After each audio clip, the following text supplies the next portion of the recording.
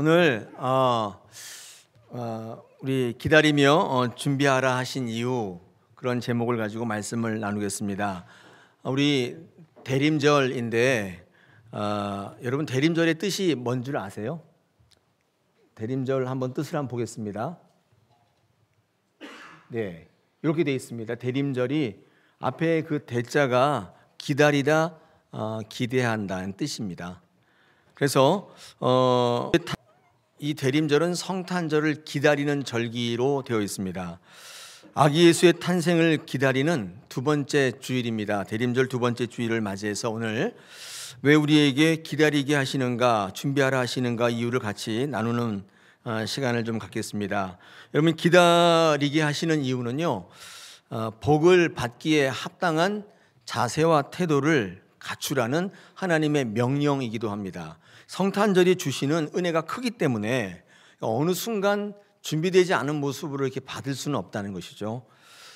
어느 날 갑자기 자다가 늦게 일어나가지고 막 뛰어와서 주일날 교회 왔는데 성탄절이래. 그렇게 하면 좀 이상하잖아요.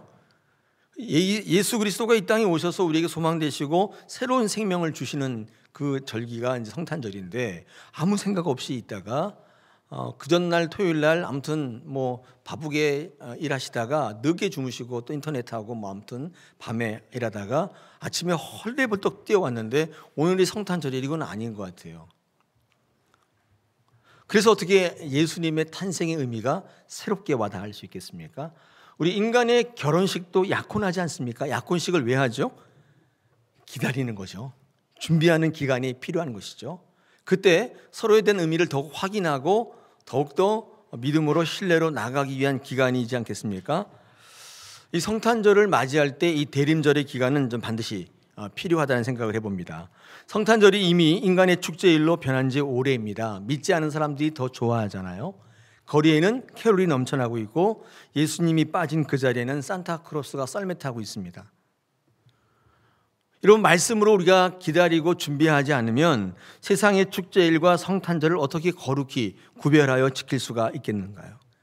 예수님 당시에 예수님이 메시아로 이 땅에 오시는데 가장 메시아를 기다리며 준비했던 인물이 있다면 오늘 성경 본문에 나오는 세례 요한일 것입니다.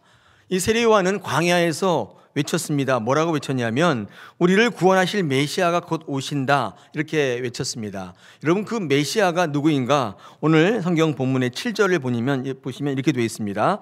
그가 전파하여 이르되 나보다 능력 많으신 이가 내 뒤에 오시나니 나는 굽혀 그의 신발끈을 풀기에도 감당하지 못하시는 분. 엄청난 분이에요. 나보다 능력이 많고 내 뒤에 오실 뿐만 아니라 또 내가 굽혀서 그의 신발끈을 풀기조차도 감당할 수 없는 엄청난 분이라니, 그분이 오신다는 거예요. 여러분, 세례 요한이 이분이 오신다고, 이 메시아가 오신다고 외쳤던 근거는 뭐냐면요, 그의 어떤 신앙의 경륜이나 어떤 예지력 때문에 한 게 아니라 순수하게 완전히 말씀에 근거하고 있습니다. 여러분 2절을 보십시오. 2절에 보니까 이렇게 되어 있지 않습니까? 시작이 선지자 이사야의 글에 이렇게 시작하고 있습니다. 그러니까 그가 오신다라고 외쳤던 근거는 하나님의 약속에 근거한 거예요. 말씀에 근거했는데 2절에 보니까 이렇게 되어 있습니다. 보라, 내가 내 사자를 내 앞에 보내노니 그가 내 길을 준비하리라. 이렇게 되어 있는데 여러분, 그 보라 앞에 기억이라고 보이세요? 이게 주가 달려있다는 뜻인데 맨 밑에, 성경 맨 밑에 보면 기억이 뭐라고 되어 있습니까? 말라기 3장 1절에 나와 있는 글이죠. 근데 거기에 뭐 이사야의 글에 이렇게 되는데 말라기라는 게 무슨 말이냐면 아마 말라기가 이사야의 글을 인용했던 것 같아요. 말라기는 이사야보다 훨씬 뒤에 인물이거든요. 그러다 보니까 어쨌건 이사야가 한 말씀에 말라기가 인용하고 그 다음에 이 세례 요한이 인용하는데 세례 요한이 선포하는 모든 말씀은 일단 말씀에 근거한 거예요. 3절도 보겠습니다. 3절에 뭐라고 되어 있냐면 광야에 외치는 자의 소리가 있어 이르되 너희는 주의 길을 준비하라, 그의 오실 길을 곧게 하라, 기록된 것과 같다, 이렇게 말씀하면서 세례 요한의 말씀은 이사야의 말씀에 근거하고 있음을 밝히고 있습니다. 우리에게 메시아가 오는데 모든 사람이 다 알 수 있도록 이렇게 오시는 게 아니에요. 시간이 정해 있거나 우리가 원하는 모습으로 오는 게 아니기 때문에 사실 기다리며 준비해야 되는 것입니다. 메시아를 맞기를 원하는 많은 분들의 자세가 어떤 것이냐면 기대하고 기다리며 갈망하고 또 거기에 합당하게 준비해야 하는 것이죠. 이런 메시아가 오실 때 이게 딱 이렇게 시간에 맞춰서 오시는 게 아니었잖아요. 늘 오래 기다렸습니다. 그리고 이스라엘 백성들이 원하는 모습으로 온 것도 아니었습니다. 그러고 보면 기다리는 것은 물론이거니와 준비해야 만날 수 있는 것이죠. 천국 소망과 영원한 생명을 원하는 모든 분들은 그러므로 기다리며 준비하는 인생을 살아야 한다는 뜻입니다. 특별히 이스라엘 백성들은 외세 침략이 많았고 전쟁이 많았습니다. 포로와 식민지 생활에 고달팠던 이스라엘 백성들은 이 하나님의 약속에 따라 자신을 구해줄 메시아를 기다렸는데, 그런데 이게 이제 기다리긴 기다렸는데 예수 그리스도께서 이 땅에 오셨단 말이에요. 2000년 전에 이 땅에 오신 예수 그리스도, 구원의 구주로 오시지 않았습니까? 그런데 중요한 건 뭐냐면 오긴 왔는데 못 알아봤어요. 그 왜 그런가 봤더니 오늘 성경 본문에 이 세례 요한이 뭐라고 얘기하냐면 2절과 3절에 공통적으로 뭐라고 외치고 있죠? 기다리라는 것은 기본이지만 뭐라고 외치고 있습니까? 준비하라. 네. 기다림이 의미가 있으려면 준비된 기다림이어야 합니다. 그냥 막연히 기다리면 막상 왔을 때 알아볼 수가 없는 거예요. 여러분, 그래서 이스라엘 백성들이 예수 그리스도를 십자가에 못 박혀 죽이지 않았습니까? 못 알아봤어요. 메시아인지. 그들이 원하는 메시아의 모습이 아니었단 말이죠. 그리고 그들이 원하는 시간대도 아니었어요. 그래서 메시아를 알아보지 못했습니다. 오늘 이 마가복음 1장부터 1절부터 8절까지 세례 요한의 선포를 보면 특이한 게 기다리라, 대림절에 기다리라는 말뿐만 아니라 거기에 준비하라 선포하고 있습니다. 기다리는 것도 중요한데 준비하는 게 굉장히 중요해요. 기다리기만 하면 소용없는 것이죠. 그래서 오늘 이 기다림의 의미와 이 준비하는 의미를 한번 같이 살펴보면서 이 대림절의 기간을 왜 우리에게 주셨는지를 같이 묵상하기로 하겠습니다. 차례대로 한번 살펴보겠습니다. 먼저 왜 기다리라고 하시는가? 왜 기다리라고 하실까요? 그냥 이렇게 딱 예고해 주시면 안 될까요? 몇 날 며칠 이렇게 한다 이렇게 예고해 주면 안 될까요? 그렇게 되면 이단 되겠죠? 네, 그죠? 몇 날 며칠에 오신다. 자, 이렇게 얘기하면 어떻게 될까요? 속 시원하긴 한데 이단이죠. 왜냐하면 몰라요. 모르기 때문에 기다리는 것이죠. 근데 왜 기다리라고 하셨냐면 저는 개인적으로 이렇게 생각합니다. 제 인생을 살아보니까 좋은 것은 항상 마지막에 해주세요. 신앙도 그래요. 여러분 잘 기다리시는데 끝까지 버티고 기다리는 자에게 생명의 면류관을 주신다. 기다릴 때 얻을 수 있는 게 크단 말이죠. 여러분, 그래서 믿음은요, 에무나라는 게 버틴다는 뜻이에요. 히브리 단어 가운데 에무나는 믿는다는 뜻이라기보다는 기다린다는 뜻이에요. 기다릴 때, 끝까지 버틸 때, 그때 우리는 좋은 것을 누리게 된다는 사실입니다. 중간에 그만둬 버리면, 기다리지 못하면, 포기하면 전거를 볼 수가 없어요. 좋은 것은 항상 나중에 온다는 거예요. 여러분, 살아갈 때 누군가를 막연히 기다리는 것은 얼마나 힘든 일입니까? 우리는 절감하고 있습니다. 우리 15분도 못 기다려요. 그래서 우리 한국 사람을 가리켜서 쿼터리즘이라는 데, 쿼터리즘. 15분 만에 모든 게 다 해결돼야 돼요. 왜 옛날에 그 조선일보 칼럼을 썼던 이규태라는 분이 이 쿼터리즘이라는 말을 썼는데, 지금 돌아가셨죠? 썼는데 한국 사람들은 15분을 못 기다린다는. 그래서 이 신앙 가운데 기다리는 것은 어쩌면 우리 한국 교인들한테는 더 어려운 일일 수도 있겠습니다. 당장 봐야 되는 것이기 때문에. 그런데 좋은 것은요, 항상 기다림을 요구하는 것입니다. 때로는요, 오래 기다리게 하십니다. 우리 신앙생활 가운데 누리지 못하는 분들은요, 사실은 실력이 없어라기보다는 기다리지 못한 이유가 더 많아요. 기다리지 못했기 때문에 누리지 못하는 경우가 더 많습니다. 좋은 곳이 오기 전에 그만둬 버려요. 힘드니까, 빨리 되고 싶으니까 포기해버리는 경우가 많이 있습니다. 여러분, 조개를 드실 때 그냥 드시면 안 되는 거 아시죠? 조개를 먹을 때는 그 조개 안에 있는 바닷물, 찌끄러기, 오물 이걸 다 빼야 되는데 이걸 해감이라고 하거든요. 이 조개를 먹을 땐 반드시 해감의 시간이 필요합니다. 해감 없이 조개를 먹을 수는 없어요. 이 해감을 할 때 어떻게 하냐면요, 조개를 다 어두운 그늘에 있는 따뜻한 물에 몇 시간 담궈 놓으면 조개 안에 있는 불순물들이 다 빠져나옵니다. 이 조개 해감이라고 하는데, 그럼 기다려야만 먹을 수 있는 거죠. 네, 기다리지 못하면 안 되죠. 기다려야 도끼가 빠지는 거예요. 그래야 부드러워집니다. 여러분, 하나님께서 우리를 쓰실 때 어떻게 하실까요? 그냥 쓰시는 게 아닙니다. 여러분, 교회 예수 믿기 위해서 교회 딱 오셨을 때 교회 오자마자 기도하니까 기적이 나타나고, 교회 오니까 기도하자마자 내 모든 게 다 일어나고, 그러면 참 좋은데 하나님이 일하시는 방식은 그런 게 아니에요. 우리 조개를 먹을 때도 기다려야 되는 시간, 해감의 시간이 필요한데, 하나님께서 우리를 쓰실 때는 어떻겠습니까? 여러분, 기다려야 여러분 도끼가 다 빠져요. 교회 오시는 분들이 처음에 오실 때 왜 오시느냐? 내가 영생의 진리를 한번 찾아봐야지, 이렇게 오시나요? 그렇게 안 오시고요, 야, 내가 살기 너무 어려운데 하다 안 되니까 예수님 뭐 좋다고 하고, 거기 가면 뭐 이렇게 기적도 있다고 그러고 병도 낫는다고 그러고 부자도 된다고 그러니까 한번 가보자, 그러고 오시는 거 아니에요? 그래가지고 교회 와서 기도하면서, 주님, 당신 니신지는 모르겠지만 나 교회 왔소다. 내가 지금 기도하니까 주쇼. 나도 한번 멋지게 살아볼랍니다. 나 무시하는 것들 한번 보란듯이 내가 한번 살아볼랍니다. 제가 조금 드라마틱하게 얘기하긴 했지만 그거 아닌가요? 그거 맞죠? 부자 돼서 한번 보란듯이 내가 한번 살아보겠습니다. 내가 한번 출세해가지고 살아보겠습니다. 물론 명분이야 하나님께 영광 돌린다고 하지만, 그거 아닌가요? 그 도끼가 빠져야 돼요. 그 분노가 빠져야 돼요. 기다리게 하세요. 해감의 시간이 반드시 필요해요. 기다리셔야 돼요. 여러분 뜻대로 되진 않습니다. 해감은 조개만 필요한 게 아니라 저와 여러분에게도 필요해요. 어두운 그늘에서 그 도끼를 빼기 위해서 한동안, 얼마인지는 잘 모르겠어요, 기다리게 하세요. 그래 여러분 받을 수 있고 누릴 수 있고 쓰임 받을 수 있는 거예요.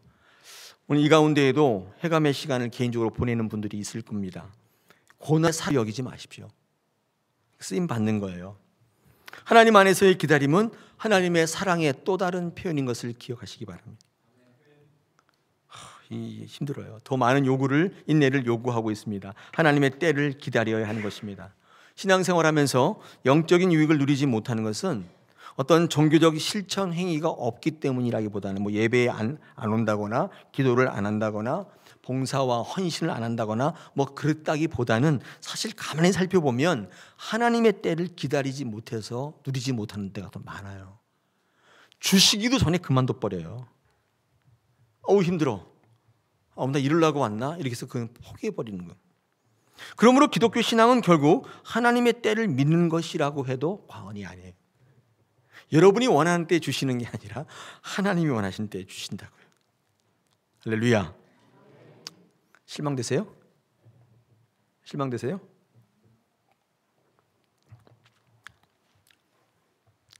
여러분 마태복음 5장 5절에 가면 온유한 자가 땅을 얻겠다, 그런 말씀이 나오는데, 여러분 온유한 자가 누굴까? 온유한 자는 결국 기다릴 수 있는 자를 온유한 자라고 얘기합니다. 이 온유하다라고 하는 말 자체를 우리가 한번 공부한 적이 있는데, 온유는요, 이 온유를 이해하려면 야생말을 한번 보면 안 돼요. 온유란 뜻이 이게 컨트롤 받는다는 뜻이거든요. 이게 제어를 받는다는 뜻이에요. 여러분 야생마 보셨어요? 야생에 사는 말이 얼마나 힘이 좋습니까? 그냥 펄쩍펄쩍 뛰고 난리예요. 힘이 넘쳐나지 않습니까? 근데 여러분 그거를요, 우리는요 아무짝에 쓸모없다고 그래요. 그 야생마를 어디다 써요? 사람이나 뒷발로 차죠. 이 야생마가 조련사의 손에 딱 붙들려 가지고 훈련을 받아 가지고 기수가 그 위에 딱 탔을 때, 그래서 달리고 스고를 조절을 할 때, 여러분 그때 그 야생마가 경주마가 되지 않습니까? 여러분 그 힘을 온유라고 합니다. 온유는요 힘이 있지만 통제받는 거예요. 절제하는 거예요. 온유한 자는 어떤 자냐? 내 실력이 있습니다. 내 가진 게 많아요. 그런데 하나님 안에서 통제받는 거예요. 하나님께서 하라 하시니까 하는 거예요. 하나님께서 멈추라고 하니까 멈추는 거예요. 그게 온유한 자예요. 여러분, 그런 사람이 되려면 전적으로 하나님에 대한 신뢰와 믿음이 없으면 못하는 것이죠. 기다릴 수 없으면 못하는 거예요. 왜 기다릴 수 없냐? 하나님이 안 주실 것 같거든요. 이러다가 망할 것 같거든요. 이러다가 큰일 날 것 같거든요. 그러니까 내 수를 써야 되는 거예요. 그래서 기다리지 않는 것입니다. 자기가 가진 대로 하려고 하는 거예요. 그러다 보니까 망하는 거예요. 온유한 자가 왜 땅을 얻게 되는가? 통제받기 때문이에요. 컨트롤이 되고 있기 때문이에요. 성령이 이끌리고 있기 때문이에요. 내 것을 맡기는데 신뢰하기 때문에 맡기는 거예요. 그래서 기다릴 줄 아는 사람이에요. 온유한 자는 믿음으로 기다리는 사람인 것입니다. 그때부터 하나님께서 개입하시기 시작하는 거예요. 여러분, 온유한 자가 되셔야 될 텐데, 여러분, 교회는요 실력 있는 자보다 온유한 자가 필요한 거예요. 여러분, 교회 와서 기도하실 때 실력을 주십시오 기도하기보다는 온유하게 해달라고 기도해 보십시오. 쓰임 받는 거예요. 하나님께서 쓰임 받으실 때 개입하시니까 놀라운 능력이 임하는 건 내 것으로 하지 않게 됩니다. 그러므로 이 온유라고 하는 것은 신앙의 최고의 성숙 단계예요. 좀 미성숙하신 분은 실력 있다고 뭐 좀 안다고 계속 자기 것으로 하려고 합니다. 그런데 교회 보시면 성숙한 분들은 이 고개를 숙이고 있죠. 하나님께 통제를 받고 있는 거예요. 우리 신앙의 모범인 것이죠. 그러므로 성숙한 사람은 기다릴 줄 압니다. 그때 능력이 생기고 성장이 있다는 것이면, 쓰임 받고 싶으면 기다리는 법을 배우셔야 돼요. 여러분, 그래서 교회에 딱 등록하시고 신앙생활을 시작하잖아요. 기다리는 법을 배우셔야 돼요. 하나님 반드시 기다리게 하십니다. 분주하게 뛰어다니고, 그렇죠? 안 되면 어떡할까? 죽으면 어떡할까? 망하면 어떡할까? 항상 초조하시다면 이제 기다림을 배워가시면 좋겠습니다. 하나님께서 기다리게 하시고 도끼를 빼게 하시고, 그 다음에 하나님께서 능력으로 덧입혀 주시고 그분을 통해 하나님의 일을 감당하게 하신다는 것입니다. 기다리지 못하는 분들을 보면 이제 교만한 분이라고 얘기합니다. 교만이라는 게 뭐냐면 내가 움직이면 모든 가치를 만들 수 있다, 이렇게 생각하시는 분이 교회에서는 교만한 분이에요. 교만이라는 게 뭐 아는 척하고 그런 거라기보다는, 하나님 앞에 교만한 분들은 내가 하면 된다고 생각하시는 분들이에요. 내가 최선을 다해서 안 다해서 그렇지, 내가 지금 열심히 안 해서 그렇지, 내가 하기만 하면 그까짓 거 할 수 있다, 이렇게 생각하시는 분이 교만한 거예요. 그렇게 한다고 되는 것도 아니에요. 그죠? 그래서 내가 할 수 있다고 생각하는 생각을 이렇게 내려놓고 하나님이 하신다고 생각하시는 분을 우리는 가장 겸손하다고 얘기합니다. 그래서 성경에서는요 자기 부인이라고 얘기해요. 자기를 부인하는 거예요. 여러분, 그 사도 바울이 고백했던 힘이 있습니다. 빌립보서 4장 13절에 뭐라고 얘기하냐면, 내게 능력 주시는 자 안에서 내가 모든 것을 할 수 있다. 내가 모든 걸 할 수 있다 그러면 굉장히 교만해 보이지 않습니까? 근데 사도 바울은 그 앞에 뭘 붙였냐면 in Christ예요. 내게 능력 주시는 자 안에서 모든 걸 할 수 있다 고백한 거예요. 가장 겸손한 사람이, 가장 겸손한 거예요. 가장 교만한 사람이 어떤 분이냐면요, 할 수 있어요. 능력도 있어요. 여유도 돼요. 시간도 많아요. 그런데 내가 그걸 어떻게 합니까? 이렇게 얘기하는 분이에요. 겸손을 가장한 교만이죠. 요즘에 연말이라서 이제 내년을 준비하면서 제가 이렇게 뭐 부탁도 하고 하는데, 그러면 두 분류로 나눠집니다. 어떤 분은 제가 볼 때는 충분히 하실 여유도 있고 시간도 되고 능력도 되는데 나는 그거 못합니다, 이렇게 하시는 분이 있고, 제가 볼 때는 여유가 전혀 없어요, 제가 볼 때 저분한테 부탁하면 될까? 라고 생각하시는 분이 있는데, 어떤 분은 늘 그래요. 제가 할 수 있습니다, 맡겨만 주시면 제가 여기 있습니다, 이런 분이 있어요. 두 부류로 나눠집니다. 하나님께서는요 어떤 분을 겸손한 분이라고 얘기하냐면, 나는 능력 없지만, 나는 힘이 없지만 내가 주 안에 있게 된다면, 내가 능력 가운데 있게 된다면, 내게 능력 주시는 자 안에 있다면 내가 모든 것을 할 수 있다 라고 주님을 신뢰하고 믿는 사람이 가장 겸손한 거예요. 저는 저와 여러분이 그런 분 되시기를 원합니다. 저희 다사랑교회가 그랬으면 좋겠습니다. 여러분, 그럴 때 그 사람이 비로소 기도하게 되는 거예요. 왜냐하면 내게 능력 주시는 자 안에서 내가 모든 걸 할 수 있다고 했는데 기도 안 하면 어떻게 해요? 기도해야죠. 무릎을 꿇어야 되지 않겠습니까? 여러분, 그러므로 하나님을 신뢰하는 자만이 기도하는 거예요. 기도 학교 다닌다고 기도하는 게 아니에요. 기도는 방법의 문제가 아닌 것입니다.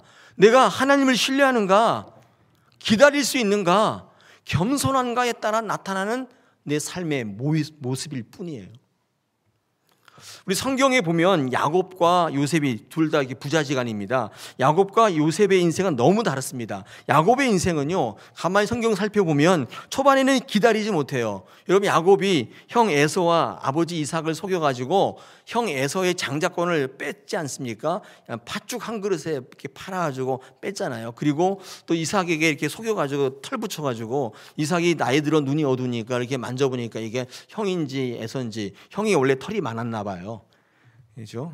털이 많고 야곱은 민숭맹숭했나 봐요. 그러니까 이삭이 이렇게 만져보니까 눈이 이제 안 보이니까 이거 형이구나 그러고 아마 축복을 한 거예요. 근데 여기다가 이렇게 털 붙여가지고 와가지고 속여가지고 아버지한테 축복권을 빼앗았다 그 말이에요. 왜 그랬겠어요? 기다리지 못한 거예요. 가만히 있다간 큰일 날 것 같거든요. 형이 모든 걸 다 가져갈 것 같아요. 수를 써야 돼요. 방법을 내야 돼요. 그게 불법이라도, 그게 어떤 거라도 방법을 내요. 기다리지 못하는 거예요. 왜 기다리지 못하느냐? 하나님께서 자기에게 복 주신다는 사실을 믿지 않기 때문이에요. 내가 무슨 방법을 써야 되는 거예요. 이렇게 방법으로 형의 복을 가로채고 아버지를 속였던 야곱은 어떤 인생을 살죠? 늘 쫓겨다니는 인생 살고 망명생활을 합니다. 여러분, 이 야곱이 나중에 애굽의 바로를 만났을 때 자기 인생을 소개할 때 뭐라고 합니까? 나 진짜 험악한 인생을 살았다. 험악한 세월을 살았다. 그렇게 고백하지 않습니까? 반면에 그 아들 요셉은 어떻습니까? 십수년간 노예살이, 감옥살이 하면서 억울한 일을 당하지 않습니까? 그러나 그는 하나님을 신뢰했기 때문에 기다려요. 여러분, 창세기 읽어보시면 요셉이 한 일이 없어요. 요셉은 그냥 아무것도 안 해요. 뭘 했냐면 그냥 용서했어요. 신뢰했어요. 기다렸을 뿐입니다. 아무것도 하는 일이 없는데 모든 것을 다 이루어요. 놀랍지 않습니까? 완전히 바닥에서, 노예에서 감옥살이 하다가 총리까지 올라가 영향력 있는 사람이 되더라는 거예요. 한 일이 없어요. 그냥 기다렸어요. 형들 용서했어요. 상처를 줬는데 형들 용서했어요. 그거 했어요. 그 다음에 하나님이 언젠가는 나를 들어 쓰실 거다 신뢰하고 믿고 기다렸어요. 그랬더니 하나님께서 일을 하시는데 다 해버려요. 다 이루어져 버려요. 아무것도 안 했는데. 특히 여러분, 상처 때문에 이 상대방을 너무 이렇게 판단하고 정죄하거나 미워하지 마십시오. 상처 받았다고 해서. 요셉은요, 형들이 자기를 팔아버렸는데도 어쨌든 용서합니다. 허용해줘요. 여러분, 상대방을 허용해야 나도 허용받는 자리로 가는 거예요. 요셉이 말씀하고 있는 거예요. 요셉이 했던 일은 딱 그거예요. 허용해주고 용서해주고 그리고 믿기 때문에 기다린 것입니다. 그때 하나님께서 그를 높이 드시는 거예요. 성경의 메시지는 하나이지 않습니까? 여러분, 우리가 신앙생활할 때 많은 분들이 저한테 묻기를, 왜 하나님은 우리의 기도에 대해서 속히 응답해 주시지 않는가? 그렇게 묻습니다. 신앙생활하면서 그게 가장 궁금하시대요. 내가 지금 기도했는데 왜 들어 응답하시지 않느냐는 거예요. 도대체 왜 막 그래요. 저한테. 제가 안 그랬는데요. 제가 그러거든요. 왜 그렇습니까? 왜 바로 응답하시지 않습니까? 하나님께서 여러분 그 기다림을 통해서 그 여러분이 요구하는 복을 받아 누리기에 합당한 그릇으로 빚어가시는 거예요. 그 필요해요. 해감의 시간이.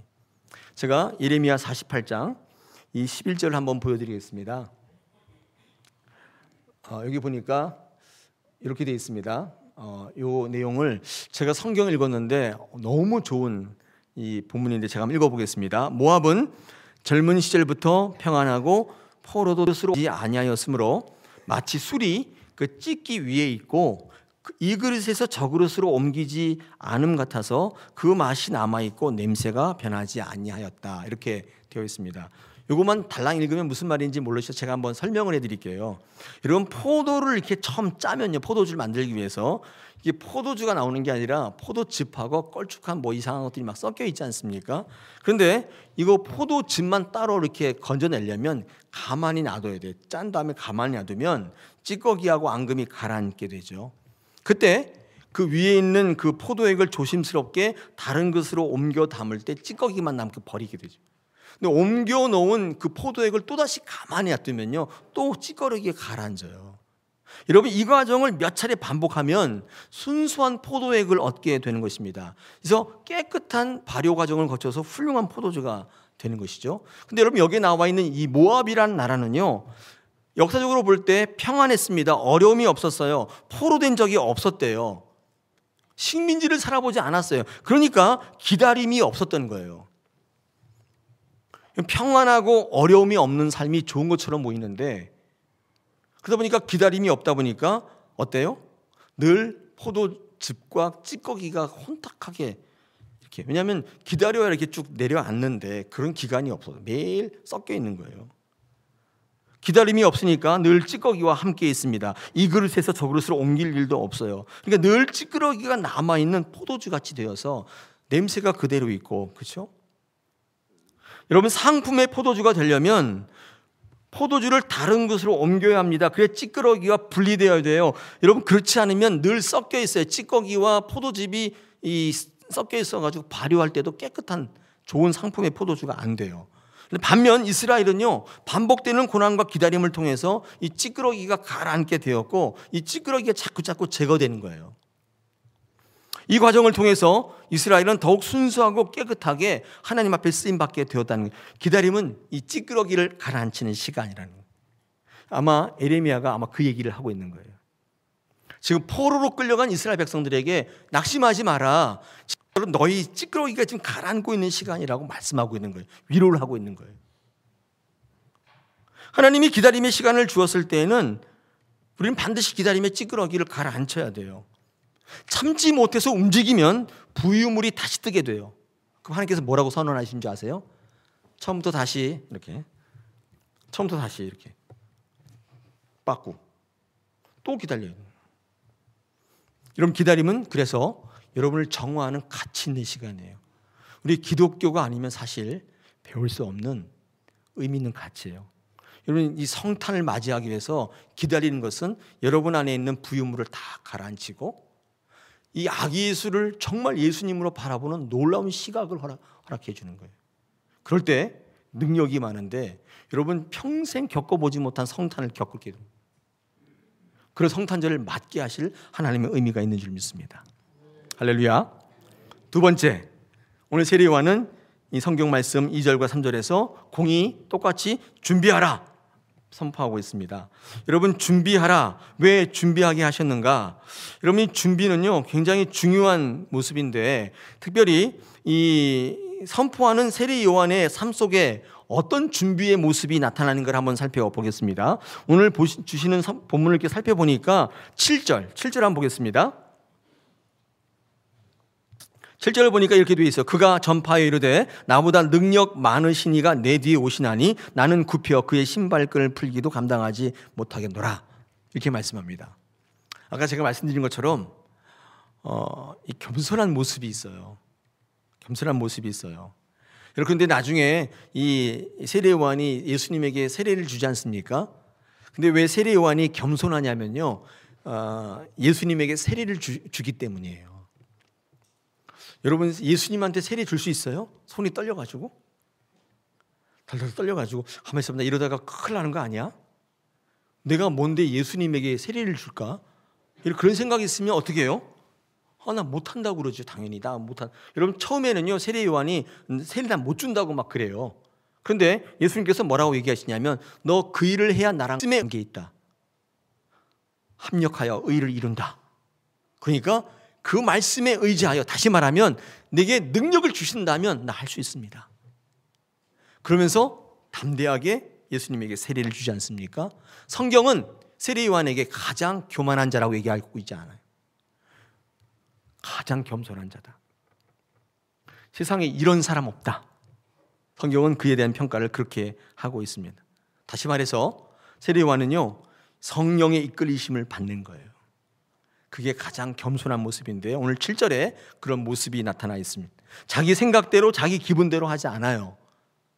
다 내려놓고 하나님이 말씀하는 대로 삶을 살아간다는 것입니다. 여러분, 성령의 이끌림을 받으려면 반드시 필요한 게 있는데 그게 바로 훈련입니다. 훈련 받으셔야 돼요. 그러니까 메시아를 기다리는 자의 준비된 모습은 뭐냐면 훈련받는 모습이에요. 내 것을 내려놓는 것을 연습하시는 거예요. 끊임없이 자꾸 해나가는 거예요. 한 번 내려놨다고 되는 게 아니라 또다시 내 마음에 치고 올라오는 내 생각들을 또 내려놓고 하나님을 향하여 그 말씀에 지배받고 통치받는 삶을 자꾸 살아가시는 거예요. 그래서 겸손은 자기 부인으로 나타날 수밖에 없어요. 이게 준비된 모습입니다. 그러므로 기독교의 가장 큰 훈련의 과제, 목표, 가장 큰 과제요 목표가 뭐냐면 훈련인데 자기 부인이 되면 동시에 성령 충만, 이게 가장 큰 훈련의 과제입니다. 하나님께 전적으로 맡기는 삶은 철저한 자기 부인이 없으면 불가능한 거죠. 하나님께서 왜 준비하라고 하시는가? 준비 안 하면 와도 몰라요. 여러분, 지금 여러분 삶에 예수님께서 임재하시길 원하지 않습니까? 이 자리에 하나님 임재하시길 원하십니까? 그래요? 어떻게 알아요? 와 있는지, 하나님 여기 임재하신지 어떻게 알아요? 저도 못 먹어요. 와도 몰라요. 까막눈이에요. 그저 자기가 생각하는 기준만 있을 뿐. 많은 분들이 교회 와서 막 앞에서 막 뜨겁게 기도합시다 막 이러면 예수님 오셨네. 천만에요. 예수님이 그렇게 오시는 분이 아니잖아요. 이 가운데 하나님께서 영으로 임재하셨다는 말은 어떤 뜻일까요? 막 가슴이 뜨거워지고 막 열이 나고 막 그래야 예수님 하나님 임재하시는 걸까요? 그건 그분의 이야기고, 우리는요 말씀으로 준비되지 않으면 와도 몰라요. 내가 지금 어떤 상태인지도 몰라요. 그래서 예수님께서는 예배하실 때 내가 너의 감정과 느낌 속에서 오는 게 아니라는 생각을 심어주기 위해서 감정을 싹 뺄 때가 있어요. 어떨 때 예배할 때는요 냉랭할 때가 있어요. 아무것도 아닌 것처럼 있어요. 많은 분들이 오늘 예배는 잡쳤다, 하나님이 안 계시네. 그게 믿음인가요? 믿음은 어느 곳이나 하나님이 계신다는 걸 믿는 게 믿음이에요. 하나님의 이름으로 선포하고 예배를 드릴 때 우리의 감정과 느낌은 다양할 수 있지만 그 가운데 하나님이 계시다는 걸 믿는 게 믿음이에요. 한국 교회는 그래서 뜨거운 거 너무 좋아해요. 그래서 막 기도를 해도 이렇게 해야 그게 기도인 거고, 내 마음이 막 뜨거워야 기도인 거예요. 느낌과 감정이 아니라 하나님께서 그 자리에 영으로 임하실 때 가장 겸손한 모습으로 나타나더라는 거예요. 맡기는 모습, 신뢰하는 모습, 그런 모습이 자기 부인의 모습이 나타날 수 있다는 것입니다. 여러분, 이것이 준비되는 모습입니다. 하나님은 그래서 실력 있는 사람을 쓰시기보다는 겸손한 자를 찾으세요. 겸손히 준비된 자를 찾는 거예요. 교회 뭐 변호사도 있고 의사도 있고 그럼 그 교회 좋을 것처럼 보이지만 그런 교회가 좋은 교회가 아니라 정말 하나님 앞에 나를 써주십시오. 제가 여기 있습니다. 주님 능력 주시면 제가 모든 걸 할 수 있습니다. 그런 사람들을 쓰시는 거예요. 할렐루야. 여러분, 교회 오셔서 기도할 때 능력 있는 사람 되게 해달라고도 기도하시고 더불어서 겸손한 자 되게 해달라고 기도하십시오. 쓰임 받게 해달라고 기도하십시오. 하나님께서 그런 분들을 지금도 찾으신 거예요. 세례요한은 철저히 자기 부인하는 사람이었습니다. 그래서 말씀을 준비하고 겸손을 준비하는 그런 사람이었던 것입니다. 여러분, 그 준비하는 게 얼마나 중요한지 아마 잘 아실 텐데 우리 마태복음 25장에 가시면요 거기에 종말장이 나와 있습니다. 요건데 이 마태복음 25장은 종말장이라고 그래가지고 종말에 어떤 일이 있는지를 예견하는 것 중에 한 비유가 있는데 10처녀의 비유가 있습니다. 여기 보시면 제가 한번 설명해 드릴게요. 이 천국은 어떤 것이냐, 예수님께서 종말을 얘기하시면서 말씀하신 건데 1절에 보니까 천국은 마치 등을 가지고 신랑을 맞으러 나간 10처녀와 같다 이렇게 돼 있죠. 재밌지 않습니까? 2절에 보니까 근데 5명은 미련하고 5명은 슬기 있다 이렇게 돼 있습니다. 근데 3절에 보니까 미련한 자는요 등은 갖고 있는데 기름이 없다 이렇게 돼 있어요. 근데 4절에 슬기 있는 자들은요, 등도 있고 기름도 있는 거예요. 한마디로 어떤 인생이에요? 준비되어 있다 뜻입니다. 둘 다 똑같이 신랑이 오기를 기대하고 기다리는 사람들이에요. 기다린다고 되는 건 아니에요. 근데 한 사람은 준비되어 있고 한 무리는 준비되어 있지 않다는 거예요. 근데 문제는 5절에 있어요. 항상 신랑이 도디 와요. 그게 문제예요. 여러분 꼭 약속 지키십시오. 꼭 제 시간에 가야 돼요. 항상 늦게 와요. 이게 우리 인생에 풀리지 않는 문제예요. 그래서 이게 더디 와서 언제 오는지 몰라 기다리고 있는데 밤에 소동이 있는데 야 신랑 왔다 난리가 난 거예요. 그때 처녀들이 다 일어나서 등을 준비하는데 미련한 자는 등은 있는데 기름이 없어요. 그러니까 등불이 이제 꺼져가는 거죠. 그러니까 슬기 있는 자들은 이게 딱 준비했으니까 되겠죠. 그러니까 이제 슬기 있는 자들한테 가서 야 좀 나눠달라 얘기한 거예요. 그랬더니 슬기 있는 자들이 뭐라고 얘기해? 9절 보니까 야 우리도 쓸 거 모자라는데 너 여기 밑에 가서 서기집에 가서 사면 안 되냐? 그래. 그리고 간 거예요. 여러분 10절을 보십시오.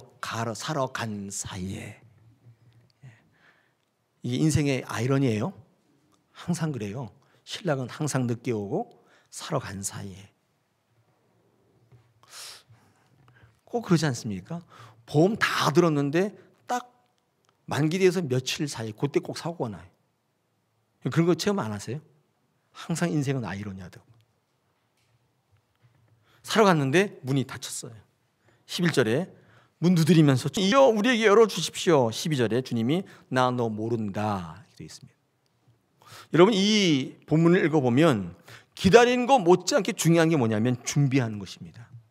오늘 세례요한은 아기 예수의 탄생을 기다리는 저와 여러분에게 기다리는 것뿐만 아니라 어떻게 하라는 겁니까? 준비하라. 겸손한 자로 준비되어라. 하나님 말씀으로 무장해라. 그래야 기다릴 수 있는 것입니다. 여러분 창세기에 나와 있는 노아를 보시면 아시는데 여러분 노아는요 진짜 준비된 인생이었는데 뭐로 준비되냐면 하나님의 말씀으로 준비된 사람입니다. 이 노아는 뭐 끝내주는 사람인데 노아에게 하나님께 나타나서 배를 만들려고 하는데 산 위에다가 꼭대기에다가 배 만들려고 하지 않습니까? 여러분 근데 배 만들 수 있나요? 배 만들어 보셨어요? 산 꼭대기에다가? 제가 볼 때는 어렵긴 해도 불가능한 일은 아니에요. 시간과의 싸움이겠죠. 불가능한 건 아니죠. 어렵긴 한데 불가능한 건 아닙니다. 그런데 정말 불가능한 건 뭐냐면 그 다음 명령인데 세상에 있는 모든 동물을 한 쌍씩 모아라. 이거는 좀 불가능해요. 어떻게 한 쌍을 어떻게 데리고 와요? 그잖아요. 여러분 쥐 잡아봤어요? 쥐 한 쌍 잡아보시면 제가 100만 원 드릴게요. 쥐 잡기도 어려운데 걔가 암수인지 아니 암놈인지 수놈인지 어떻게 벗겨볼 수도 없고 어쨌든 그거 어떻게 알아요 그거를. 새 이거 어떻게 잡아요? 공룡 그거 어떻게 잡아요? 이거 완전히 그냥 기가 막힌 거죠. 근데 여러분 이 노아가 이거를 감당할 수 있었던 이유가 뭔지 아세요? 하나님 말씀을 잘 들었던 거예요. 제가 한번 하나님 말씀을 보여드리겠습니다. 여기 돼 있어요. 잘 읽어볼게요. 새는 종류대로 가축도 종류대로 땅에 기는 모든 것도 종류대로 내게로 나아오리니. 잡아오라고 그랬어요? 모르셨죠? 성경 말씀을 제대로 보셔야 돼요. 그렇죠? 나아온다. 어떻게 하면 네가 내 명령에 순종하고 나를 기다리고 나를 신뢰하면 이 모든 것들은 내가 할 거다 그 뜻이에요. 실제로 다 지발로 기어와요. 노아는 한 번도 잡으러 다닌 적 없었어요. 많은 사람들이 왜 못한다냐고 하면 내가 할 수 없는 일이기 때문에 못한다고 하지만 말씀에 순종하고 준비되면 모든 건 하나님이 하시는 거예요. 여러분 그래서 일은요 하는 게 아니라 되는 거예요. 하나님이 하시는 거예요. 이게 하나님의 방법이에요. 일이 이루어지는 방식이에요. 놀랍지 않아요? 사랑하는 여러분, 우리 대림절을 두 번째 주일을 보내고 있는데 끝내주는 성탄절을 맞고 싶으십니까? 기다리셔야 돼요. 준비하셔야 돼요. 세상 일에 푹 빠져 있다가 성탄절 캐롤 생각하고 그날 선물 나누고 연애하고 데이트하고 이런 그래가지고 성탄절의 의미를 의미 깊게 받아들이기란 쉽지 않은 문제예요. 말씀으로 준비하시고 내 부인이 일어나고 하나님 말씀하시면 전 하겠습니다. 저는 할 수 있습니다. 그런 겸손을 가지고 나가면 하나님께서 그분에게 나타나시는 거예요. 우리는 그런 성탄을 받기를 원합니다. 세상에 어디에도 없는 이런 성탄은 없었다. 이제까지. 성탄인가 캐롤인가 그런 거 있잖아요. 네. 이런 성탄은 이제까지 없었다. 저 여러분이 2019년 성탄절이 굉장히 의미 있게 되기를 원합니다. 하나님께서 오늘도 기다리게 하시고 또 준비케 하시는 그 하나님을 찬양합니다.